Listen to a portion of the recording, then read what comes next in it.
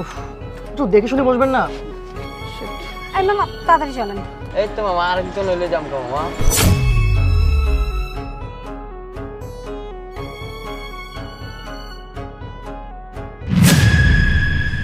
কি ব্যাপার, আপনি হাতটা এখানে রাখছেন কেন?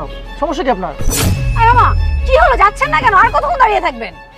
আরে ভাই কতক্ষণ পরে ছাড়বেন? আজব ব্যাপার তো, তাড়াতাড়ি করেন। আমার এই যে আরেকজন রাখবো মামা।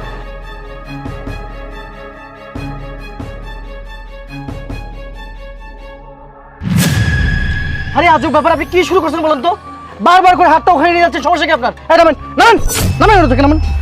এই আপনার সমস্যা কি? সমস্যা কি আপনার? আপনি বারবার করে টাচ করতেছেন কেন? সমস্যা কি আপনার? সমস্যা কি মানে?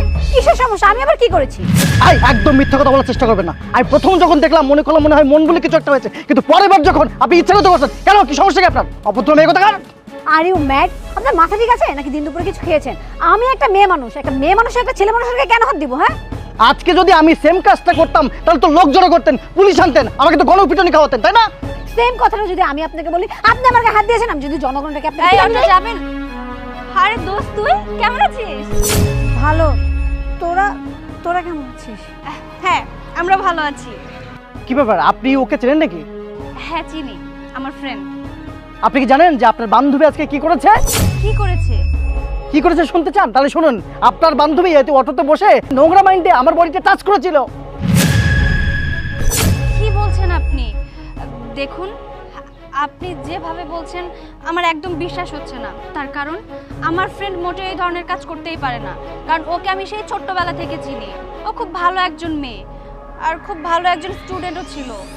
ওকে আমি কোনোদিনও এই ধরনের কাজ করতে দেখিও নি, আর সে কিনা আজকে এইরকম একটা কাজ করবে আপনি বললেন আমি সেটা বিশ্বাস করব? ইম্পসিবল। আমার কোথাও ভুল হচ্ছে না। আপনার বান্ধবী সেই ছোট নেই, এখন সে অনেক বড় হয়ে গেছে, এখন অনেক জায়গায় সে টাচ করতে শিখে গেছে। কিরে উনি যা বলছে তা কি সত্যি? কিরে চুপ করে কেন আছিস, কাঁদছিস কেন? সত্যিটা বল আমাকে। হ্যাঁ, উনি ঠিকই বলেছে। ছি ছি ছি অথৈ ছি, এর মতো একটা মেয়ে তোমার বান্ধবী? তুমি তো বলেছিলে তোমার ফ্রেন্ড নাকি অনেক ভালো, ক্লাস টপার ছিল, ভালো স্টুডেন্ট ছিল, ভালো রেজাল্ট করতো, কিন্তু তার চরিত্রে যে এত সমস্যা সেটা তো কখনো বলোনি। আজকে না দেখলে তো জানতেই পারতাম না তোমার বান্ধবীর চরিত্র এতটা খারাপ। জীবনভর শুনছি যে ছেলেরা মেয়েদেরকে ডিস্টার্ব করছে, আর আজকে আজকে তোমার বান্ধবী এই ভদ্রলোকটাকে ডিস্টার্ব করছে, এটা কোনো কথা বলো? দেখো তুমি যেরকম ভাবে ভাবছো ওরকম কিছুই না।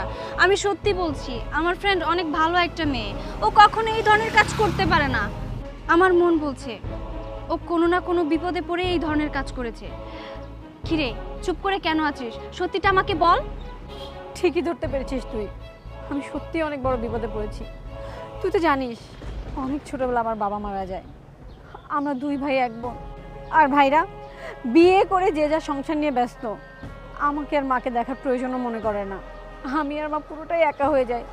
হঠাৎ করে জানতে পারি আমার মায়ের ক্যান্সার ধরা পড়েছে। কি আর করা বল, চিকিৎসার জন্য তো অনেক টাকা দরকার, এতগুলো টাকা তো আমাদের নেই। চাকরির জন্য অনেক জায়গায় গিয়েছি, কিন্তু কেউ আমাকে চাকরি দেয়নি। সবার নজর না আমার এই দেহের উপর। এরপরে চিন্তা করেছি সবার নজর যেখানে, আমি সেটাকেই কাজে লাগাবো। এই জন্য দেহটাকে হাতিয়ার বানিয়ে আমি অটোতে উঠেছিলাম, যেন বাহানায় ওনাকে আমার বডিতে টাচ করিয়ে আমি ওনাকে ব্লেম করতে পারি, আর সেই সুযোগে আমি কিছু টাকা নিতে পারি। কী করবো দোস্ত, মায়ের চিকিৎসার জন্য তো অনেক টাকা দরকার, এতগুলো টাকা তো আমার নেই। হ্যাঁ, আন্টির সমস্ত খরচ আমি বহন করব, তাতে কোনো সমস্যা নেই, কিন্তু তার আগে তুমি যে ভুলটা করেছো, যে অন্যায়টা করেছো, তার জন্য তুমি এই লোকটার কাছে ক্ষমা চাও। ক্ষমা চাও বলছি। ভাইয়া আপনি তো সবই জানলেন, আমি শুধু ইচ্ছে করে করিনি, আমি পরিস্থিতির শিকার। প্লিজ আমাকে মাফ করে দিবেন। আপনি ছোটো বোন যদি এরকমও করতো, আপনি তাকে মাফ করে দিতেন না? ঠিক আছে, নেক্সট টাইম থেকে এরকম কাজ আর করবেন না। ওটা চলো।